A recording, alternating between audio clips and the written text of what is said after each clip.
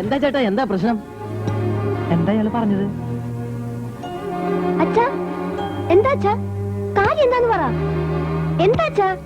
അച്ഛാ, ബഹുത്തച്ഛ, വളരെ നല്ല കാര്യമാണെന്ന്. എന്ത് കാര്യം? നമ്മുടെ സമയം തെളിഞ്ഞു തോന്നണം മോളെ. അല്ലെങ്കിൽ ഉദയപുരം കൊട്ടാരത്തിലെ വലിയമ്പുരാൻ ഉദയവർമ്മ തിരുമനസിന് അച്ഛനെ നേരിട്ട് കാണണമെന്ന് തോന്നുവോ?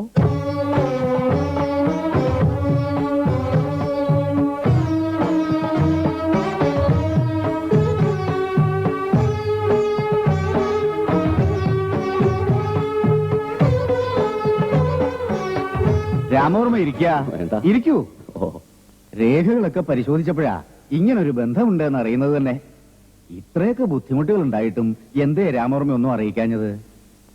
ഇങ്ങനൊരു ബന്ധവും പറഞ്ഞു വന്ന അടിയനെ വിശ്വസിക്കുമെന്ന് ഭയണ്ടായിരുന്നു. ആ, എത്രയൊക്കെ അകന്നു നിന്നാലും ചിലരെ തമ്മിൽ കൂട്ടിയോജിപ്പിക്കാൻ ഈശ്വരൻ തീരുമാനിക്കും. അതുപോലൊരു കൂടിച്ചേരലായതെന്ന് കണക്കാക്കിയാ മതി. കൃഷ്ണമൂർത്തി പറഞ്ഞുവല്ലോ അല്ലേ? ഓവ്, അടിയന്റെ മകളുടെ ജാതകം പിഷാരടി ഇവിടെ എത്തിച്ചു എന്നും അതിൽ ചില നല്ല കാര്യങ്ങൾ കണ്ടുവെന്നും ബാക്കിയൊക്കെ തിരുമനസ് തന്നെ നേരിട്ട് വിശദമായിട്ട് പറയുന്നു. പറയാം, വിശദമായിട്ട് തന്നെ പറയാം. ഈ കൊട്ടാരത്തിൽ ഒരു പെൺകുട്ടിയെ ദത്തെടുക്കാൻ തീരുമാനിക്കുണ്ടായി. അനന്തരാവകാശികളില്ലാതെ വന്നാൽ താവഴി നിലനിർത്താൻ ദത്തെടുക്കലല്ലാതെ മറ്റു പോംവഴികളൊന്നുമില്ല. അറിയാലോ? ഓവ്, രാജകുടുംബങ്ങളിലും കോവിലകങ്ങളിലും ധാരാളം പെൺകുട്ടികളുണ്ട്. പക്ഷേ ഉദയപുരം കൊട്ടാരത്തിലെ അനന്തരാവകാശിയാകാൻ ഇങ്ങനെ ആരെങ്കിലും പോരാ. വംശത്തിന്റെ ദീപശിഖ കയ്യിലേന്തി അത് തലമുറകളിലേക്ക് പകർന്നു കൊടുക്കാൻ സർവദാ അർഹമായ കൈകൾ തന്നെ വേണം. രാജാധികാരമേ നഷ്ടപ്പെട്ടിട്ടുള്ളൂ, രാജ്യത്വം നഷ്ടപ്പെട്ടിട്ടില്ല. അത് സന്തതി പരമ്പരകളിലൂടെ നിലനിർത്താൻ പോന്ന ഐശ്വര്യങ്ങളും തികഞ്ഞവളായിരിക്കണം അവൾ. അങ്ങനൊരു കുട്ടിയെ കണ്ടെത്താൻ ദൈവപ്രശ്നം നടത്തുകയുണ്ടായി. ഏരുകേട്ട ദൈവജ്ഞന്മാരെ മുഴുവൻ വരുത്തി. ആഞ്ഞാൾ ഭട്ടതിരി, പാഴൂർ കനകൻ, തിരുവട്ടാർ സുബ്രഹ്മണ്യവാദ്യർ, അങ്ങനെ പ്രസിദ്ധരായ പലരും തർക്കവും വിതർക്കവും വ്യാഖ്യാനവുമായിട്ട് രാവങ്ങനെ നീങ്ങി. ഒടുവിൽ തർക്കമറ്റ വിധം എല്ലാം വ്യക്തമായി. പെൺകുട്ടിയെക്കുറിച്ച് പട്ടേര് പ്രവചിച്ചു. ദിനവാസരത്തിൽ നിറപൗർണമിയിൽ തന്നാളിൽ പിറന്ന പെൺകുട്ടി, സ്വർണ്ണവർണ്ണമുള്ളവർ, രാജരക്തം. ഇവിടെ നിന്ന് 20 കാതം അകലെ ക്ഷയോന്മുഖമായ തറവാട്. പിന്നെ ഇങ്ങനൊരു തറവാടിനെയും പെൺകുട്ടിയെയും കുറിച്ച് അന്വേഷിക്കാൻ 4 പാടും ആളുപോയി. കണ്ടെത്താൻ പരിശ്രമിച്ച് പരാജയപ്പെട്ടിരിക്കുമ്പോഴാ പിഷാരടി ഇങ്ങനൊരു കുട്ടിയെ കുറിച്ച് അറിയിച്ചത്. ഇനിയും മനസ്സിലായില്ല എന്നുണ്ടോ? ഈ സ്വരൂപത്തിന്റെ സുഹൃതമായി അനന്തരാവകാശിയായി ഈശ്വരൻ നിശ്ചയിച്ചിരിക്കുന്നത് രാമവർമ്മയുടെ മകൾ മായയാണ്.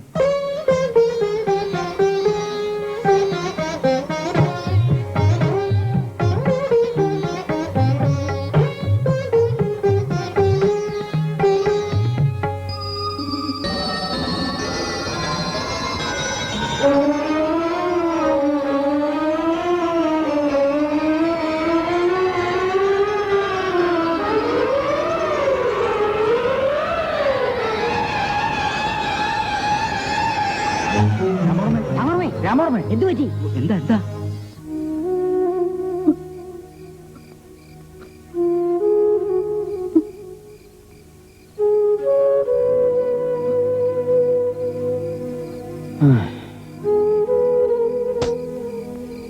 ഈശ്വര,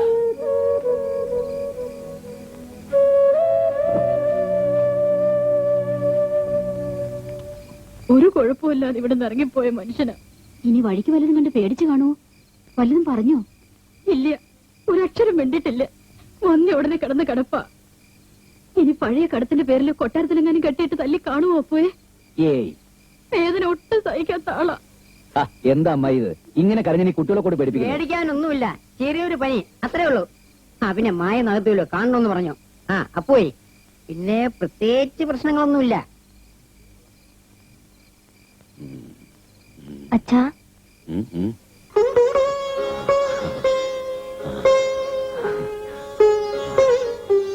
മോളെ, അച്ഛന്റെ പൊന്നുമോളെ, അച്ഛന്റെ മഹാഭാഗ്യ മോളെ, നീ മഹാഭാഗ്യ. എന്റെ ശ്രീപത്മനാഭ ഭഗവാനെ. ഒന്നുമില്ല മോള്, വിഷമിക്കാതെ, അച്ഛനൊന്നുമില്ല. ഇനി ഭ്രാന്തിന്റെ വല്ല തുടക്കവും. ഞാനൊരു മരുന്ന് തരാം, അതങ്ങ് അകത്ത് ചെന്നാൽ ഇതൊക്കെ പിടിച്ചിരുത്തി നടക്കും. വരിക വരിക. മോള് പോയി കിടന്നോ, നാളെ വെളുപ്പിന് എണീക്കണം. എന്താ? കൊട്ടാരത്തിൽ പോണ്ടേ? കൊട്ടാരത്തിലോ? ആ. എന്തിന്? അത് എന്താ അച്ഛാ? ഒന്നുമില്ല, ഓ, ആ കൊട്ടാരവും രാജാവിനെയും വെല്ലിയമ്പരാട്ടിക്കൊന്ന് കാണേണ്ടത് തന്നെ. അയ്യോ എനിക്ക് കാണണ്ട. എന്ത്? അച്ഛൻ കണ്ടിട്ട് വന്നിട്ടല്ലേ ഈ കിടപ്പ് കിടക്കണത്. ഇത് അതൊന്നുമല്ല. മോൾക്ക് കാണുക പറ, അച്ഛൻ കൊണ്ടുപോവാ. പിന്നെ വേറെ ആരും ഇത് അറിയണ്ട. അച്ഛന്റെ കൂടെ അച്ഛന്റെ പൊന്നുമോള് മാത്രം വന്നാ മതി.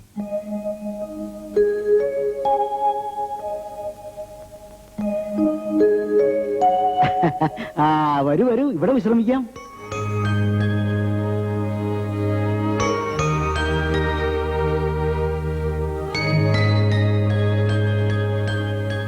എന്താ അങ്ങനെ മിഴിച്ചു നിൽക്കണേ?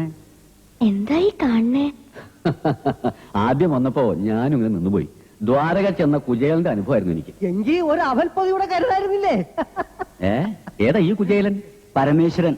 എന്തെങ്കിലും ആവശ്യമുണ്ടെങ്കിൽ ഇയാളോട് പറഞ്ഞാൽ മതി. അതെ, എന്തു ചോദിച്ചാലും തരാൻ സാക്ഷാൽ പരമേശ്വരന് മാത്രമല്ലേ കഴിയൂ. വലിയ ഫലിതപ്രിയനാണെന്ന് തോന്നുന്നു. അയ്യോ അച്ഛൻ അറിയില്ലേ, ഈ ഫലിതബന്ധുക്കൾ കണ്ടുപിടിച്ചതേ ഇദ്ദേഹമാ. കണ്ടോ നിങ്ങള്? കുട്ടിയെ കണ്ടോ? ഏയ് കാണാൻ പറ്റിയില്ല. പരമേശ്വരൻ വരുന്നുണ്ട്, ചോദിക്കാം. പരമോന എങ്ങനെയുണ്ട്? നല്ല സുഖമുണ്ട്, ഒന്നുകൂടെ അമർത്തിക്കോളൂ. ആ കുട്ടി എങ്ങനെയുണ്ടെന്നാ ചോദിച്ചത്. ഏയ് പോരാ, ആ സ്ഥാനത്തെയാണോ രാജകുമാരിയാക്കാൻ പോണത്? അതിനെ തിരുമനസ് ഇപ്പൊ തന്നെ ഒന്ന് ഓടിക്കും. ഒന്ന് മാറിക്കേ, ഒന്ന് മാറിക്കേ. വന്നോളൂ. വന്നോളെ.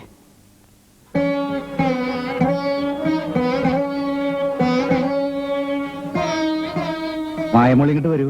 ഹായ്, എന്റെ പേരറിയോ? മഹാരാജാവിന് അറിയാത്തതായിട്ട് എന്തെങ്കിലും ഉണ്ടോ മോളെ? മോള് ചെല്ലേ.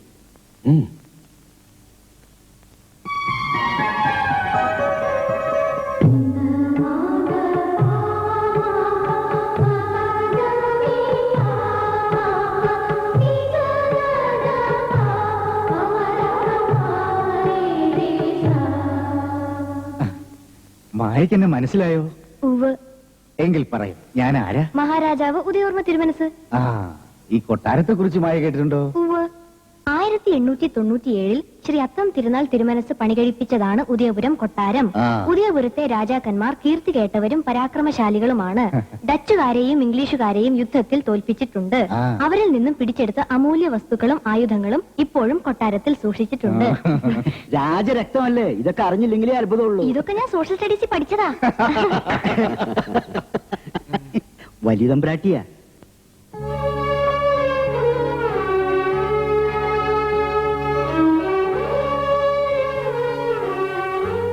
മായയ്ക്ക് ഞങ്ങളെയൊക്കെ ഇഷ്ടായോ? വല്യമ്പുരാട്ടെ കണ്ട ആർക്കാ ഇഷ്ടാവാത്തത്? തമ്പുരാട്ടെ കാണാൻ ഞാനൊരിക്കൽ വന്നിട്ടുണ്ട്. എപ്പോ? ക്ഷേത്ര ദർശനത്തിന് വന്നപ്പോ. പക്ഷെ കാണാൻ കഴിഞ്ഞില്ല. അവിടെയുള്ളവർ ഞങ്ങളെയൊക്കെ ഓടിച്ചു. ഇനി മായി എന്റെ അടുത്ത് ആരും ഓടിക്കില്ല.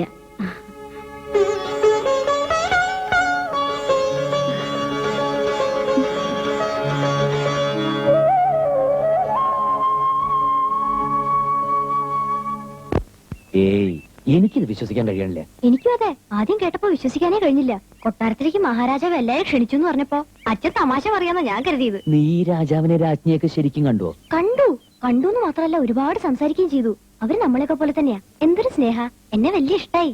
എങ്കിൽ നമുക്ക് നമ്മുടെ കല്യാണത്തിന് അവരെ ക്ഷണിക്കാം. ഒരു രാജാവ് രാജ്ഞിയൊക്കെ കല്യാണത്തിന് വരുന്നത് നമുക്കൊരു ഗമയല്ലേ? കല്യാണമായതുകൊണ്ടാവും അച്ഛൻ കൊട്ടാരത്തിൽ നിന്ന് മാറാണ്ട് നിക്കണത്. എന്നെ കൊണ്ടാക്കിയിട്ട് വീണ്ടും പോയിരിക്കുക. എന്തെങ്കിലും കിട്ടുന്ന കരുതിയിട്ടായിരിക്കും. പാവം. കല്യാണം എന്നൊക്കെ പറയണമെന്നല്ലാണ്ട് അച്ഛന്റെ കയ്യിൽ ഒന്നുമില്ല. നമ്മുടെ കല്യാണത്തിനുള്ള കാശൊക്കെ എന്റെ കയ്യിലുണ്ട്. നിനക്ക് ഇത്തിരി പൊന്നും ഉടുപ്പും വാങ്ങാനും നാട്ടുകാർക്ക് ഒരു നേരത്തെ ശാപ്പാട് കൊടുക്കാനുള്ള വകയൊക്കെ ഞാൻ സംഘടിപ്പിച്ചു വെച്ചിട്ടുണ്ട്. അതിനൊന്നും ഓടണ്ട, നിന്റെ അച്ഛനടുത്ത് പറഞ്ഞേക്ക്. ഈ കടങ്ങളൊക്കെ അപ്പോട്ടിനോട് എങ്ങനെയാ വീട്ടേണ്ടതെന്ന് എനിക്കറിയില്ല. ഈ കടന്നൊക്കെ പറയുമ്പോഴേ എനിക്ക് ദേഷ്യം വരുന്നത്. ഞാൻ എന്തെങ്കിലും ചെലവാക്കുന്നുണ്ടെങ്കിൽ നിനക്ക് വേണ്ടിയിട്ടല്ലേ? നീ എന്റെ അല്ലേ, പിന്നെ എങ്ങനെയത് കടാവുന്നത്? ഈ ജീവിതത്തിൽ ഞാൻ ഒന്നേ ആശിച്ചിട്ടുള്ളൂ, അത് നീയാ. അതിനുവേണ്ടി എന്ത് നഷ്ടപ്പെടാനും ഞാൻ തയ്യാറാ. എന്തും.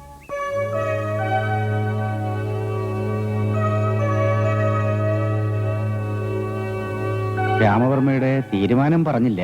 സത്യം പറഞ്ഞ അടിയന് ഇപ്പോഴും ഒരു തീരുമാനത്തിലെത്താൻ കഴിഞ്ഞിട്ടില്ല.